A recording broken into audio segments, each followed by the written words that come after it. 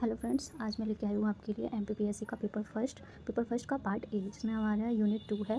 जो हमारा इसमें एमपी इतिहास दिया हुआ है। पेपर फर्स्ट का part a unit 2 MP history. तो एमपी हिस्ट्री के इसमें मध्य प्रदेश के प्रमुख राजवंश दिए हुए हैं, जो कि हमारे लिए बहुत ही इंपॉर्टेंट हैं, जो हमारे प्री प्लस मेंस में दोनों में यूज होते हैं। तो इसमें हमारे कम से कम 12 राजवंश दिए हैं, जिनको हम बारी बारी से पढ़ेंगे। एक बार मैं आपको बता देती हूँ कौन कौन से राजवंश हैं। तो हमारा सबसे पहला है गढ़वाल वंश, दूसरा नाग वंश, औलिकर वंश, परिव्राजक, उच्चकल, गुर्जर प्रतिहार, कलचुरी, चंदेल, परमार वंश, तोमर वंश, गोंड वंश और कच्छप घाट वंश।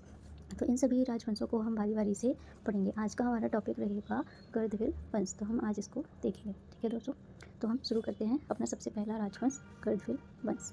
तो इसमें सबसे पहले हम क्या देखेंगे, इसका अर्थ देखेंगे कि गढ़वाल का अर्थ क्या होता है। तो हमारा इसमें दिया गया है गढ़वी विद्या का ज्ञाता या जानकार। जो गढ़वी विद्या का जानकार होता है उसे क्या बोलते हैं, गढ़वाल। तो इसी की वजह से इस राजवंश का नाम रखा गया है गढ़वाल वंश। इसका क्षेत्र दिया है हमारा उज्जैन का क्षेत्र। संस्थापक है हमारे गढ़वाल, जिनको गंधर्व सेन महेंद्रादित्य के नाम से भी जाना जाता है। इसके बाद इनकी उत्पत्ति को देखते हैं। इनकी उत्पत्ति हमारी कहाँ से हुई है, भील जनजाति से। गढ़वाल वंश की उत्पत्ति भील जनजाति से मानी जाती है। इसकी गढ़वाल वंश के तिथि 183 ईसा पूर्व कही जाती है। जानकारी के स्रोत हमें क्या क्या मिलते हैं, इसमें हम जानकारी के स्रोत देखेंगे इनके। तो सबसे पहले है जैन ग्रंथ थेरावली। थेरावली का जो जैन ग्रंथ है, जो किसने लिखा है, मेरुतुंग द्वारा रचित है। जैन ग्रंथ थेरावली, जिसको मेरुतुंग द्वारा लिखा गया है। इसके अलावा हमें और कहाँ से जानकारी मिलती है, वायु पुराण से मिलती है, जिसमें सप्त गढ़वाल नाम का उल्लेख है। इसमें हमें सप्त गढ़वाल नामों का उल्लेख मिली है। इसको क्या बोलते हैं, इसका मतलब है कि इसमें हमारे 7 शासकों का वर्णन दिया हुआ है। जैसे कि गढ़वाल से गढ़वाल भी कहा जाता है। दूसरा है भरतहरि, विक्रमादित्य, धर्मादित्य, फड़ाइल, नरायल और नहाते। इसमें हमारे दो या तीन जो हमारे राजा हैं वो सबसे इंपॉर्टेंट हैं, जिनको हम काफ़ी डिटेल में पढ़ेंगे। जो हमारा पहला है गढ़वाल और भरतहरि और विक्रमादित्य, ये हमारे सबसे इंपॉर्टेंट हैं, इनको हम डिटेल में देखेंगे। ठीक है, अब हमारे हैं सबसे पहले हम क्या देखेंगे, इनके स्रोत।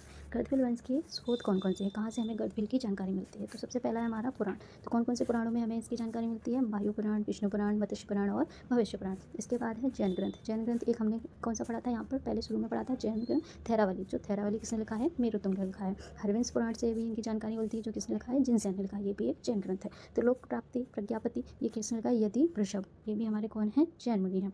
तो ये सभी जैन ग्रंथों से हमें गढ़वाल वंश की जानकारी मिलती है। यात्रा वृत्तांत दिया गया है हमारा अलबरूनी, जो भारत आया था वो, उससे हमें किसकी जानकारी मिलती है, गढ़वाल वंश की जानकारी मिलती है। इसके अलावा हमारे जो अन्य ग्रंथ है, जैसे कि कथा सरित सागर, जो सोमदेव भट्ट ने लिखा है, गाथा सप्तशती जो राजा हाल के द्वारा लिखी गई है, विक्रम चरित्र, बेताल पंचशती, सिंहासन बत्तीसी, बेताल 25, ये सब हमारी क्या है, लोक गाथा हैं, जिनसे हमें गढ़वाल वंश की जानकारी प्राप्त होती है। शत्रुंजय महात्म्य, जो कि धनेश्वर सूरि द्वारा रचित है। इसके अलावा हमें कालिदास के जो रचनाएं देखने को मिलती हैं, उनसे भी हमें गढ़वाल वंश की जानकारी प्राप्त होती है। कालिदास की रचनाएं सभी को ज़्यादा याद ही होती हैं, तो हम इनको एक बार देख लेंगे।